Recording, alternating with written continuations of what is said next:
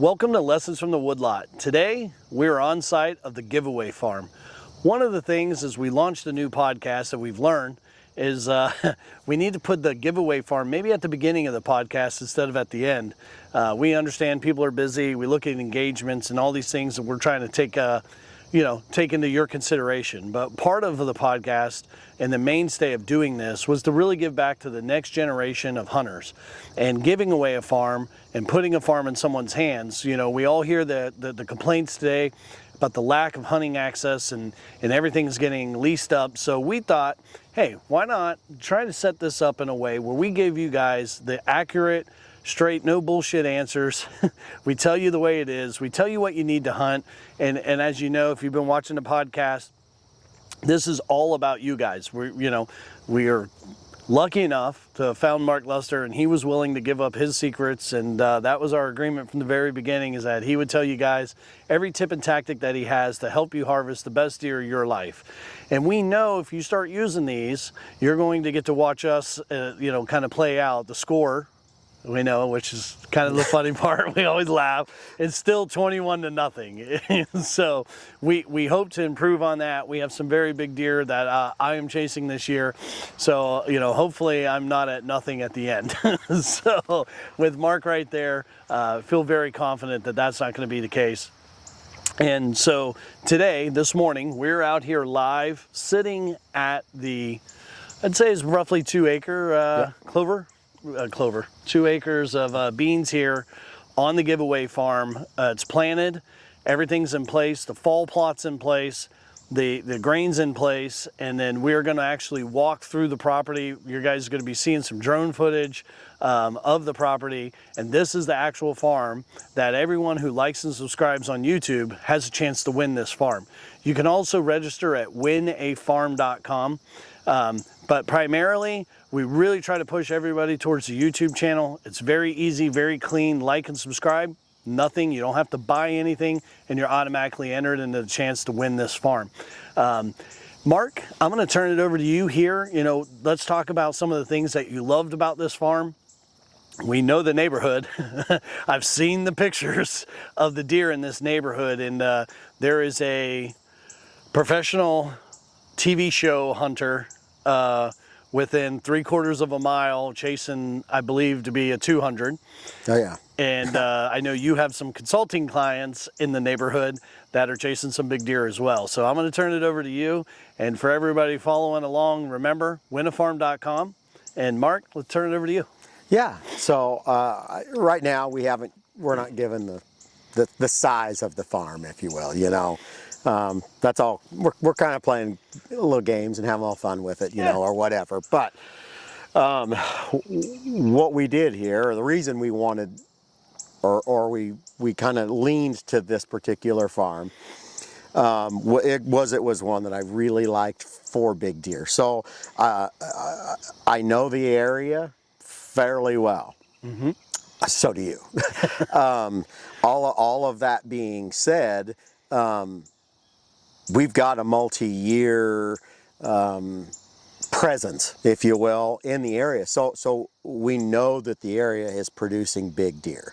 And then when you get to looking around, there are people that are managing around. There are, big deer is a priority in this particular area, which is great for what we are looking for. That was the first part of it. The second part of it is, do we have places where we can, bring meaningful food into the area? Well, we have that set up, this is one part of it, Yes. of the food sources that we have set in place here. And kind of what we have done as far as a screening, or what's been done for screening here, is kind of blocking those off a little bit. So it's kind of funny, right before we started filming, we started making a new plan, because this is right in one of the gaps that essentially is going to, what I believe, harvest many big deer. So we've got this particular plot completely lined out. Everything is, I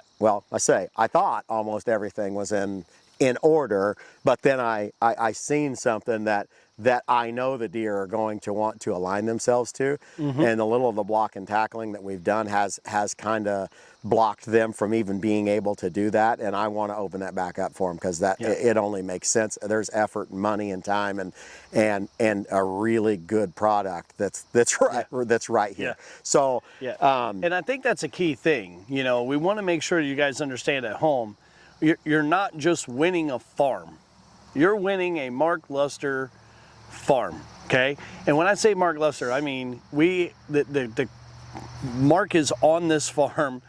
We're here today, obviously, but we are still improving it. This farm is going to get what we call seasoned.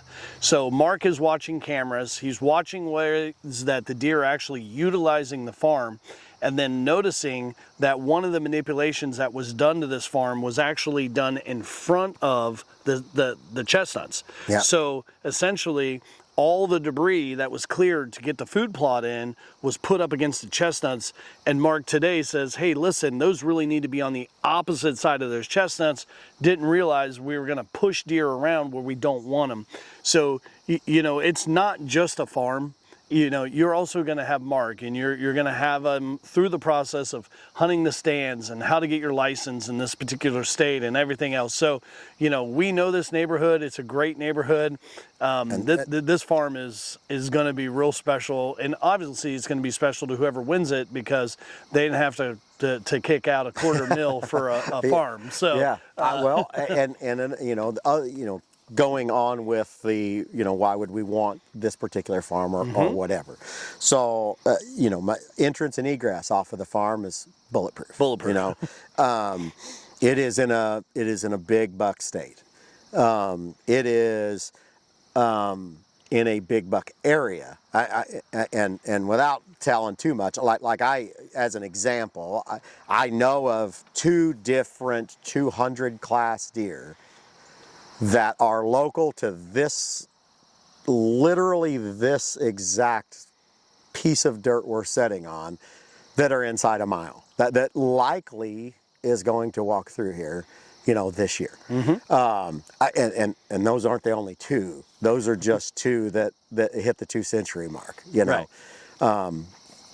All of that being said, it is a killer farm that I think will turn into even a better farm.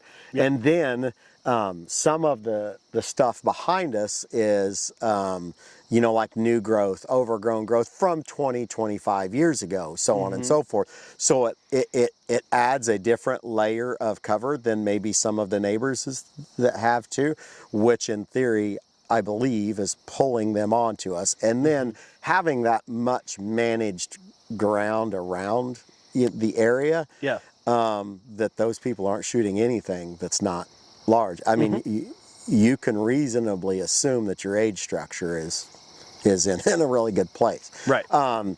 Because those aren't outfitters. Those are people that are trying to take, you know, Boone and Crockett class deer.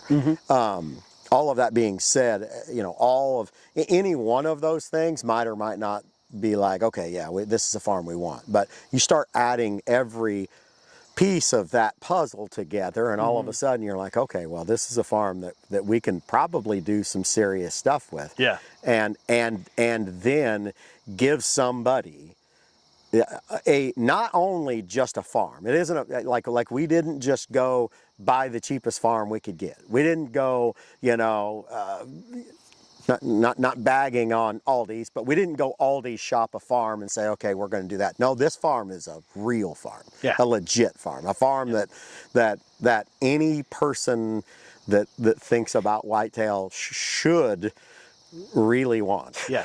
Yes. So that's where I'm headed with that. You know, without telling too much, but that's kind of the situation. Yeah, and our buddy, like the way we work this out, we actually have a good friend of ours who we text with pretty much daily, and you know, he's a big fan of the chicken tenders and at Casey's, and he named our text thread after the chicken tenders at Casey's.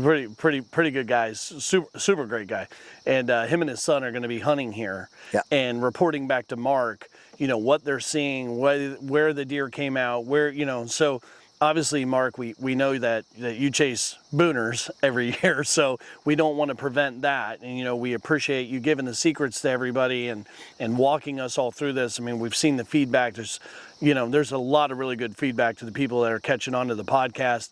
And so having that person here helps Mark continue to chase some big deer that we have coming on camera. Yeah, So. yeah. Well, and the thing is too, as like with the recent learning of the chestnut situation here, everything's fluid too. You know, think about this. I mean, we're laying out a plan or whatever, and I didn't realize we had this additional, very attracting food source that's right here. And the funny part about that is like, we have our blind, or you know, we have our food plot here. We actually have our blind spot right over here. Ironically, it fits perfect for these chestnuts, to use those chestnuts. So if any of these deer come into this field over here or whatever, can they get beans over there? Sure. Can they get beans right here? Also sure. But what's here that isn't over there? Well, there's a line of chestnuts right here. So it only makes sense that we, you know, stop the play, call the audible, and then readjust to that, and then play that up versus shutting it off. Correct. If that makes sense. Correct. So I guess what I'm getting at is going into this thing. This is lessons from the Woodlot, and I learned a lesson at 7:30 this morning coming in here off of this farm. Right. You know, that I seen something that we did that plays a role, and actually inhibits our ability a little bit, given the fact that those are there now. And one of the things is where we did our block and tackle, these deer can get to the back side of this. That is our ingress and egress. Having that in place, something that would want to attract them to the back side of, say, where our blind is or whatever, that's going to cause a situation where it would, you know, deer could get blown up or whatever. With us trying to leave for lingering deer. So we're going to adjust that, and then take something that is that we didn't even know it exists, and it actually enhances.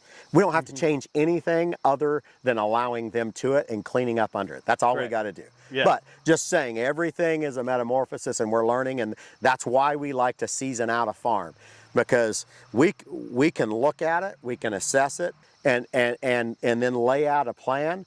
But sometimes we can get it 90% right, or we can get it 95% right. But you have to season that out, because always, ultimately, the deer do something, or something takes place or whatever, and you're like, okay, that's what we need to do. We need to tweak this just a little bit to get it perfect. Right. So, and that's all we're doing. But it takes time for us to learn that.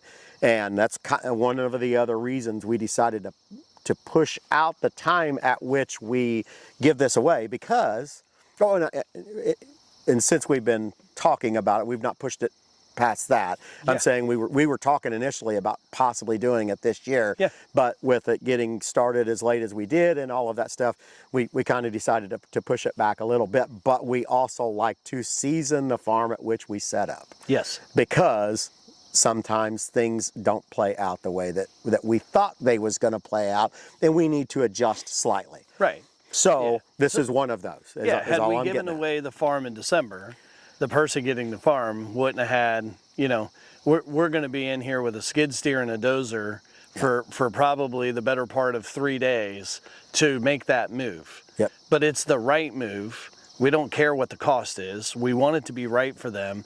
And when I say this farm, like, what I love about it is the access is bulletproof. And when I say it is bulletproof, it is bulletproof. You can park and get out of your vehicle, and you don't have to be obnoxious. If you just quietly shut the door, you can be in the box blind that's going to be right behind this area. And all the enhancements are done, are going to make the deer want to come see you. So it is. All your shots in here should be under 30 yards with the bow. If you're a gun hunter, this is a slam dunk. And again, we're giving the farm away. We don't know how you hunt, but we're going to set it up as if it was we're hunting it ourselves. And that's really the important part of having our buddy in here.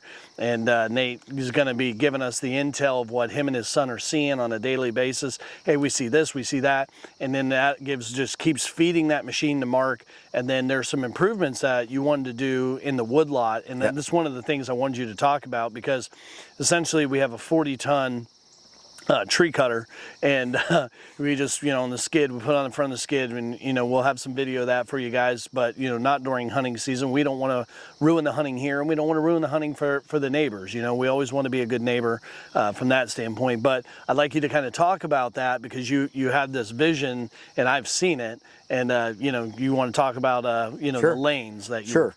There's only so much that we could get done this year, so we kind of got, because this was really, really rough, and Dalton, I think, was cussing. Well, matter of fact, I know he was cussing us, because he literally called me and you while he was here, putting those beans in, and said, this is really rough, but we're getting her laid out. I hope it works out. And then he calls us back, and he's like, I think it's the best beans that we have. Yes, exactly. It's pretty funny how that played out. He did a really good job. Yeah. But all of that being said, so this was phase one, so phase two of this is, I like to block and tackle to every farm's different, some have funnels that lead into you, and you can just key in on what God made or man made over the course of millennia behind us, to where, maybe they've cleared the timber lot out and whatever, and they create this funnel, or there's a waterway or a fence row or something that feeds you deer that's using edge, or whatever, and you can key in on those. Or sometimes some farms don't have that, and you're like, okay, well, that is a quarter mile or a half mile or whatever of all timber that that butts up to mine. Sure. And how do you know where they're coming on and off your farm? Well, you don't, or the answer is everywhere. They're literally coming at you anywhere and everywhere there. Right. And given the opportunity, he will be as sporadic as possible, because that saves his life. So if we allow him to be not patternable, he will be that way. Rarely using the same trail 2 days in a row. He might use those same trails. There might be 7, 8 that he uses, that he likes to feed in and off and on the property. But a lot of times, none of those are more than 2 days in a row, and a lot of times they're not even 2 days in a row. So they bounce around, and they bounce around on purpose, and that could be from wind directions, or whatever might be the reason that he's choosing each individual one.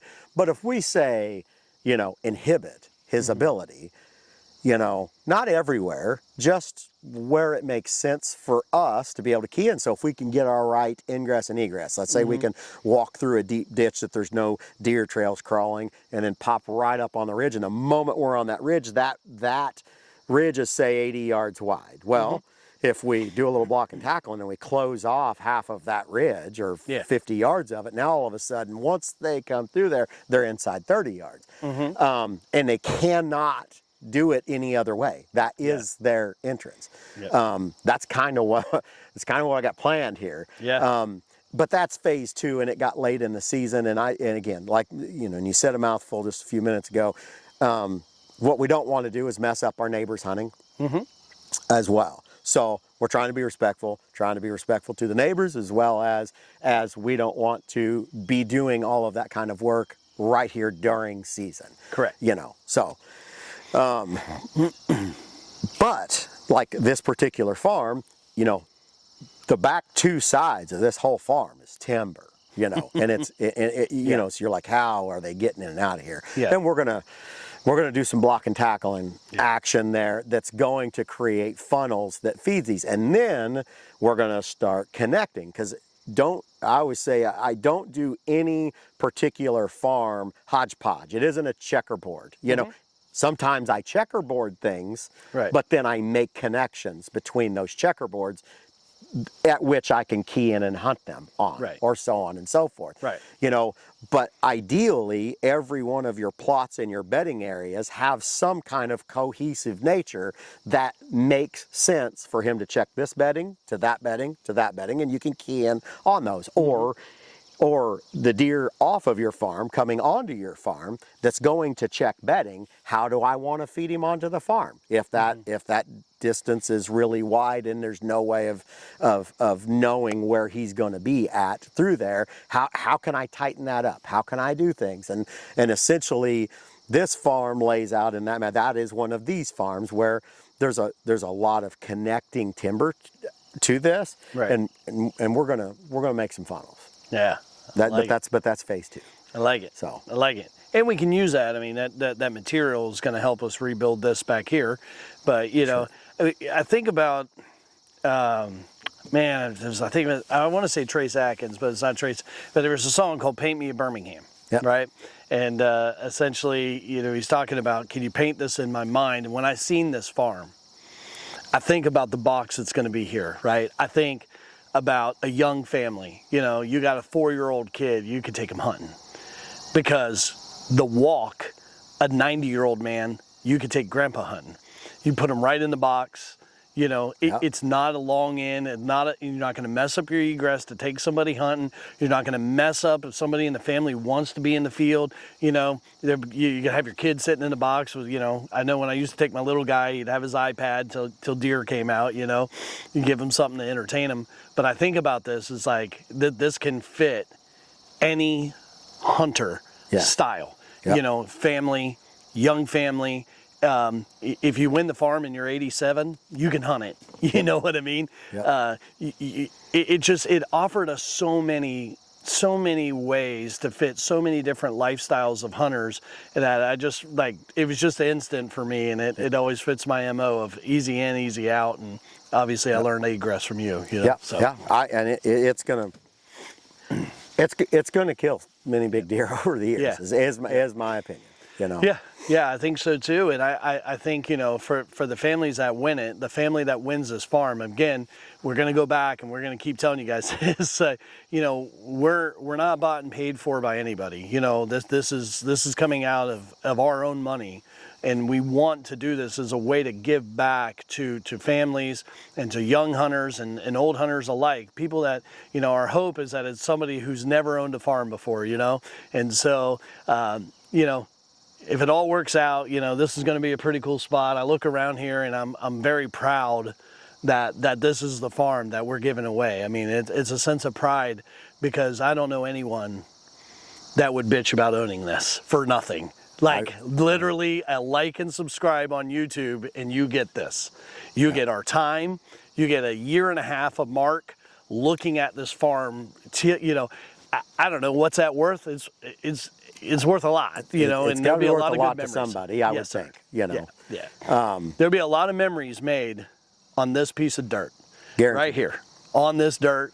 You, your family, there's going to be memories made here by whoever wins this farm. And that, to me... So as a wrap-up, the takeaway for today is that we wanted to actually come to the farm, to show people this is real dirt right here. It's real dirt. Yes. That somebody wins for nothing. Yes. And we've been talking about it, but and you know, we get to see the analytics or whatever you want to call it of the viewership. The viewership's off the charts, but for a startup, a startup podcast, I'm talking about. But the subscribers haven't really been there, and it's actually kind of shocking me a little bit, because the only reason I say that is this: it's how you win a free farm. Right. The viewership I thought would be way lower. Right now it's a 1 in 400 and I thought the subscribers chance. would be off the charts. Yes. Yeah. Right now you got like a 1 in 400 chance of winning the farm, because there's only like 400 people that have subscribed to win a free farm, and you have to do nothing. Right. But push a button. Right.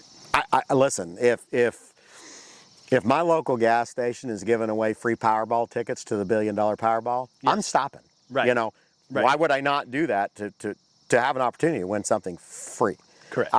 So and I'm making a joke to the side of things of saying, hey, you know, all you got to do is click the subscribe button and you win a free farm, or have the opportunity at winning this very farm.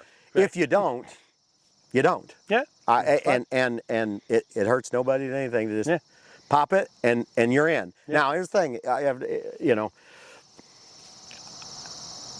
I actually subscribed. I can't win it, right. But I've subscribed. Right.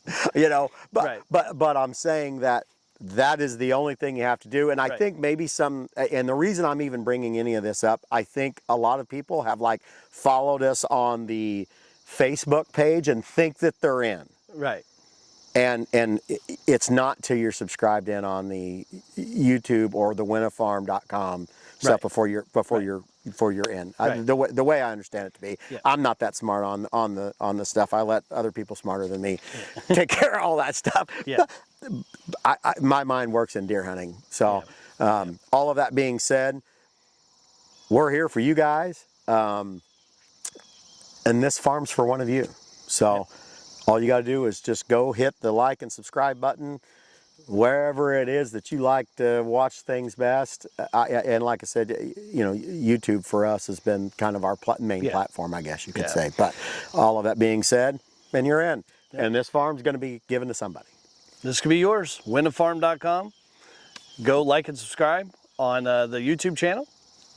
And you're in. And you're in. Thank you guys. Thanks for watching. And next week we have answers for a lot of questions that we got, which is going to be really fun. So we look forward to seeing you guys next week. Thank you for staying tuned. We'll see you soon.